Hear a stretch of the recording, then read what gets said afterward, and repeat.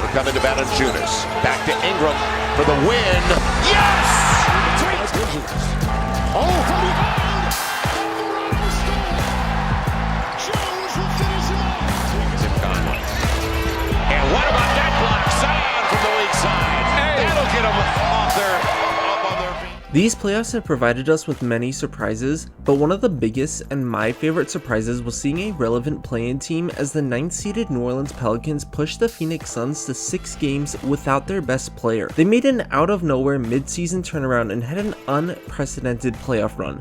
They took this opportunity and ran. The Pelicans are in prime position to take over the Western Conference in the next few seasons. Let's get into one of the NBA's most sudden and unexpected turnarounds. It all starts with the man who makes this team what it is and why this team has such a bright future in head coach Willie Green. Green came into one of the most difficult coaching situations in the NBA. This position had been a revolving door as he was the 3rd coach in 3 years. To start off the season, Zion Williamson was unexpectedly injured and the Pelicans struggled, starting off 3-16. But New Orleans eventually and very quietly turned things around as they saw some amazing production from the rookies and brought along a revitalized CJ McCollum towards the end of the season. But it wasn't just their on-the-court product, as off the court, this team has completely changed behind the scenes, all thanks to Green.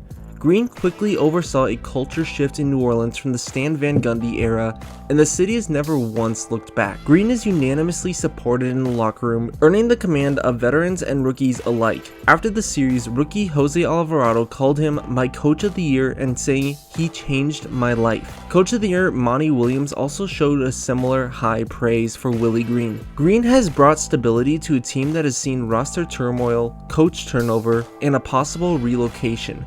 He has showed great poise and knowing he doesn't just coach basketball, but he coaches real people. But Green can't do what he does without having a roster to support it. Let's highlight some of the guys who will be bringing this team into the future. Of all the things to talk about this season for the Pelicans, their turnaround must be amongst the top in the league. For the first half of the season, they were 15-26. But then they ended up going 21-20 thanks to some mid-season improvements and some unlikely heroes. Let's start off with this Pelicans young core. New Orleans has some of the best young depth out there, many of which have already begun showing signs of stardom. The Pelicans had one of the best draft classes for a team that didn't have a real lottery pick, thanks to Trey Murphy, Herbert Jones, and Jose Alvarado. While he may not have had the biggest role throughout the season, there were definitely some good things that we saw from Trey Murphy. He was one of the best shooters in the draft, and he showed that in shooting 38% from 3 this year while playing some very solid defense.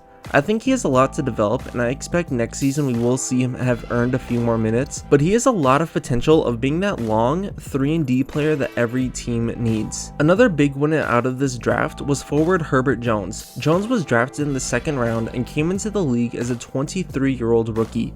But that didn't scare the Pelicans away as he quickly found himself playing 30 minutes a night. Jones is one of the more unique players in the NBA, standing 6'9" with a 7-foot wingspan.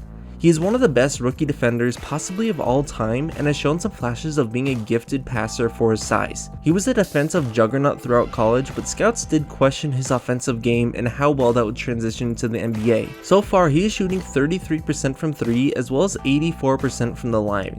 Having such a high free throw percentage as a rookie shows a lot of promise, as that is often a sign of good fundamentals and a sound shooting form. Jones made all-rookie 2nd team, and he honestly probably would have had an argument for the 1st team if we weren't in a generational draft class. The last rookie, and quite possibly the most famous one, is Jose Alvarado. Jose was undrafted following the 2022 draft, but he made his way onto the Pelicans after signing a 2-way contract early in the season.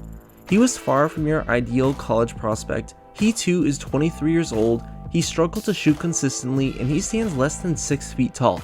But the Pelicans took on a chance on him and are starting to win big time. He's basically filling the shoes of a Patrick Beverley, someone who may only score 5 points per game, but you're going to hear about every single point he scores. Alvarado quickly claimed fame through his sneaky inbound steals, earning the nickname Grand Theft Alvarado. He's a tenacious defender who knows how to steal the ball, keep himself in front of his man, and take a charge. And I think we all know how this rookie got into the mind of the point guard, frustrating him with numerous fouls, backcourt violations, and pounding defense. Offensively, his game still has major holes to fill, and I don't know how confident I am in seeing him develop a 3-ball, as he was less than a 70% shooter from the free throw line. But one thing Jose does have going for him is that he's an incredibly gifted playmaker. His per 36 stats have him averaging 9 assists per game while also stealing the ball 4 times.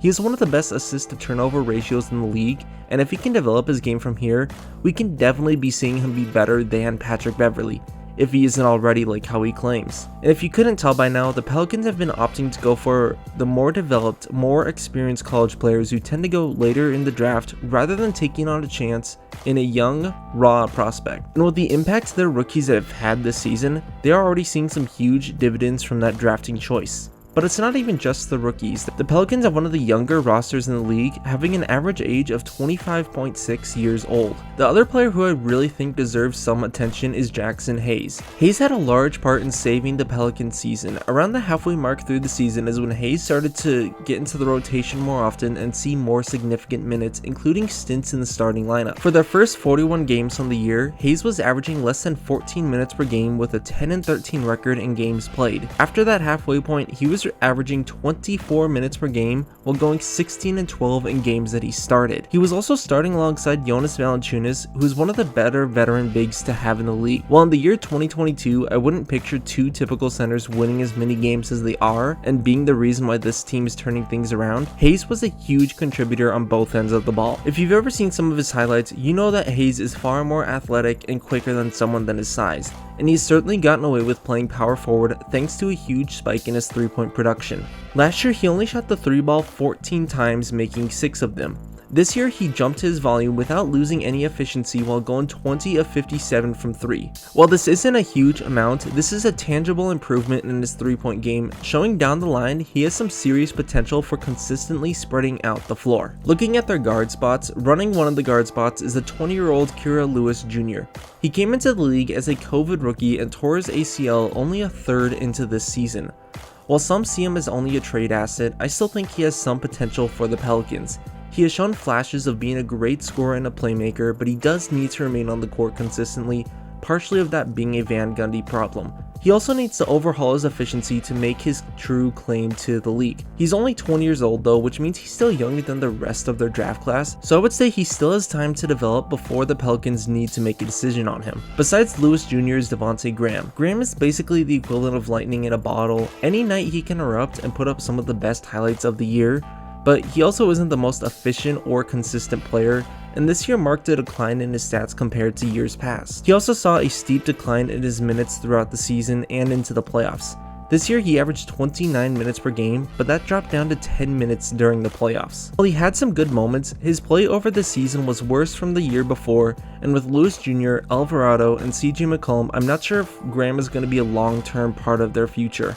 As far as their veteran talent goes, they definitely have a blend of some good players, including Jonas Valanciunas, who I mentioned is a top 10 center, averaging near 18 and 11 this season. And the other big name is Larry Nance Jr. While he has been limited in his time as a Pelican, he can definitely provide an offensive highlight and play consistent multiple level defense.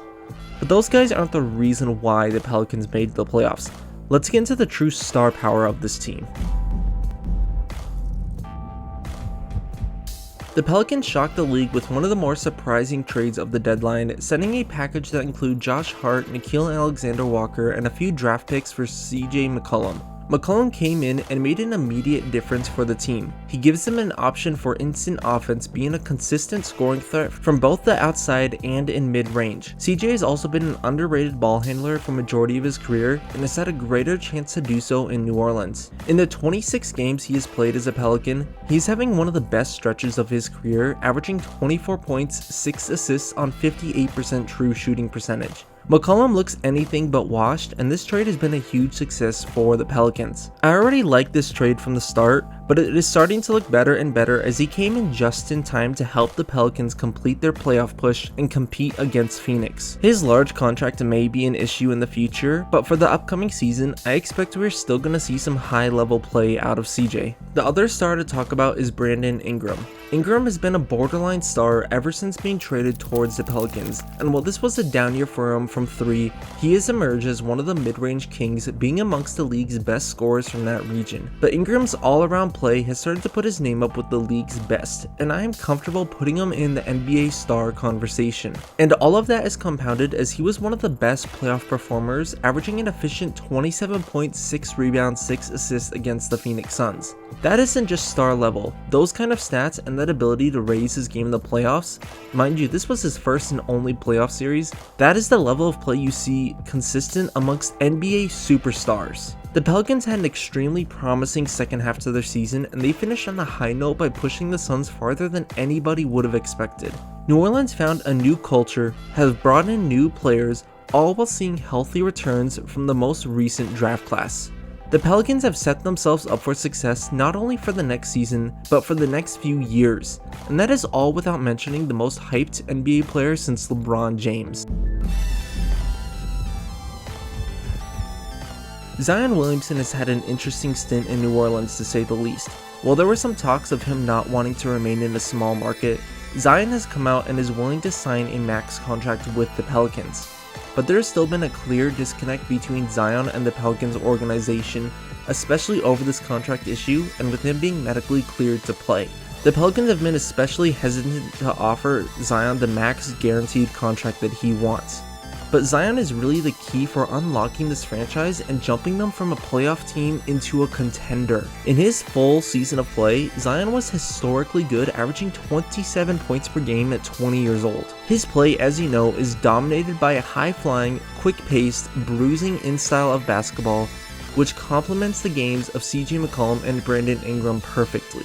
I understand the worry the Pelicans have with paying an injury-riddled power forward. I mean, they've done it once before.